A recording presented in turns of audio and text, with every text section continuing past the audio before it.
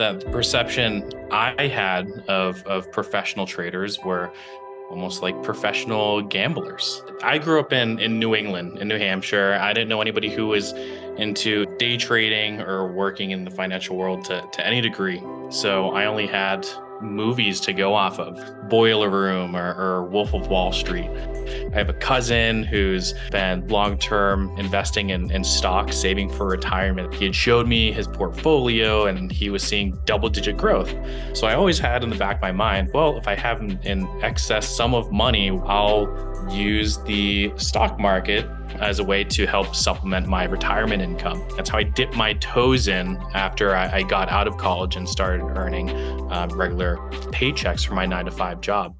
Then when COVID hit, all of this money that I had saved up in the market just almost disappeared. COVID was intense. So I was basically trying to figure out how I was going to pay for my mortgage, how I was going to take care of my dog, wondering, well, if there came a time where I needed to sell the house. Those are a lot of the driving forces behind me looking for other streams of income. There were options traders coming out of the woodworks. There was these videos popping up on YouTube, and it was very easy to see the potential of making a fair sum of money in a short period of time. So I hopped on that bandwagon. I started following a lot of these social media influencers at the time, watching a lot of these YouTube videos, experimenting with the money that I worked hard for, that I sweat for. I ended up making quite a bit of money. I was considering, should I continue to focus my time on my 9-to-5 because it feels like it's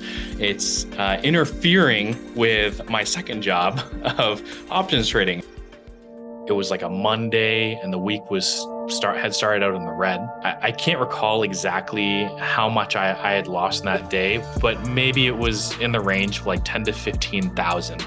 And I was like, ouch, at least I still have 85 left, or however much it was. And what I ended up doing is what we call revenge trading, because you see that red, you see that money you lost, and you're like, I'm gonna win that back. I have at least 11 hours of YouTube tutorials under my belt. Like, I got this. My mindset at the time was the mindset of a gambler. Every day after that, I just watched myself just hack away at my account until I had, barely anything left. I ended up losing $100,000 in a week. The reason why I lost that much money is because A, didn't have a strategy. B, I didn't have the psychology for it. I didn't have the psychology or discipline. One of the benefits of partnering with Leeloo is they do have a number of safety measures in place, so you're not really putting yourself at a whole lot of financial risk. I actually had a conversation with the CEO of Leeloo, Chris. He had called me, and contrary to what I had expected, he had advised me to take a pause, telling me that, hey, like, it's not your time, and you're essentially just going to run your account into the ground. So take a pause for a year, develop a strategy, focus on trading psychology, focus on trading paper money. And then when you're ready, we'll be here waiting for you.